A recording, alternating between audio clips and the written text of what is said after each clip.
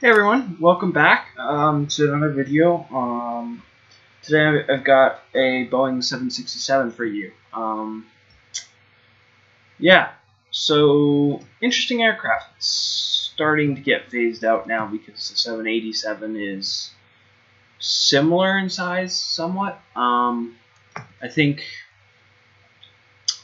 believe the 767-400ER is approximately the same size as the 787-8. I'm not sure though. I think they're pretty similar in capacity. The 767 is a fairly old aircraft.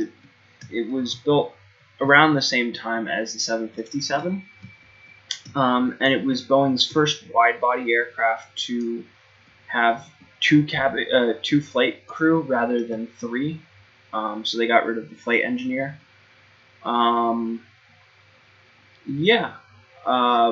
This was the next wide body the second wide body they ever made. They made the 747 first, followed by this. Not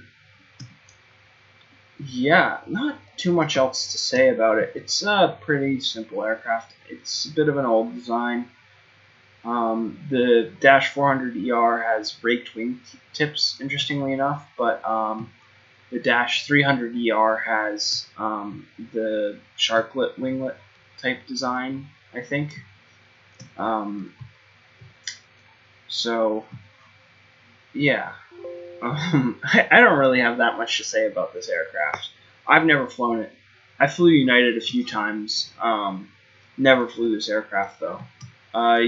This is the post-merger livery, but not the new livery. There's a new livery. I don't know if it's come to the 767-400 yet, with like a sweeping golden line. So instead of this just being a straight line down the aircraft, it sort of dips at the front and it curls up at the back.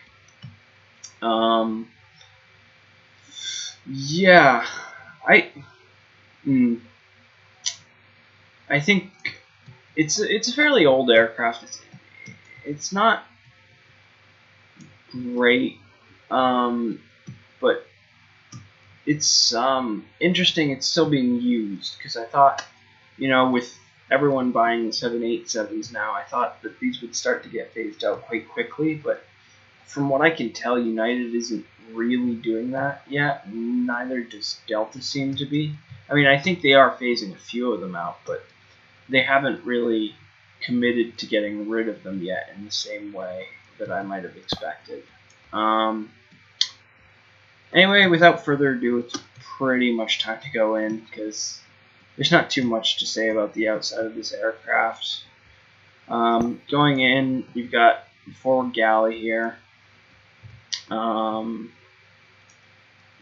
There's the forward galley, and then going forward, you have the flight deck with the yokes, since this is a Boeing aircraft. A few jump seats back there.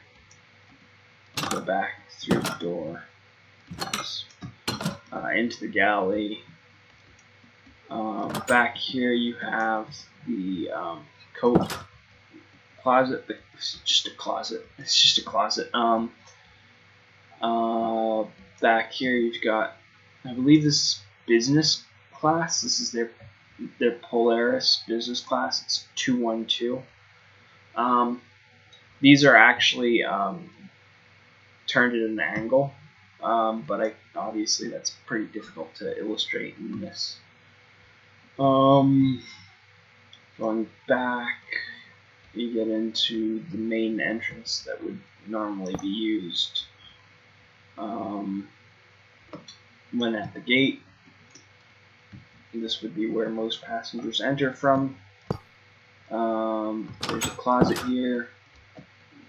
You got your galley and some lavatories on either side. And then you just got economy class, pretty much. Economy class through to here. There's 3 lavatories in the midsection of the aircraft. or at least that's what it seemed to illustrate on seatbrew.com. More economy class seats all the way to the aft of the aircraft. Another closet. Another galley. This is the aft galley. Closet again. That's pretty much it. That's the aircraft. There's really not that much to it. There's a 232 configuration, I should mention, for economy, rather than the 333 or 343 of larger wide body aircraft. I should mention this is also the design that's the wide body design that seems to be rumored for the NMA project or the 797 project. So it's not as wide a body as, say, the 787, but it's easier to load than, say, the 757. Funnily enough, the Dash 300 variant of the 757 is approximately as big as the Dash 200 variant of the 767, but the logistics of it is there's only one aisle on the 757, so airlines seem to have trouble loading that. Apparently there are reports of some issues with that just because of the way that aircraft is laid out, and I think that's why Boeing's NMA project would have a 232 configuration rather than going with the same narrow body, because it just wouldn't logistically make sense to load an aircraft of that capacity that way. So that's pretty much it for this aircraft. I've been working on quite a few new aircraft. I have finished an A350 now, and an A380, and a 747. So I have a few more aircraft on the way. Those might be a little ways down the line. I still haven't gotten around to showing you my A330 or, quite a few other aircraft. So, it'll take some time to get there. I now have a Boeing 737 I'm happier with. So that will be coming along for some narrow-body aircraft releases. And I've been working on the airport itself some. So I might, once I get through showing you some of the aircraft, I might show you the components of the airport that I have completed.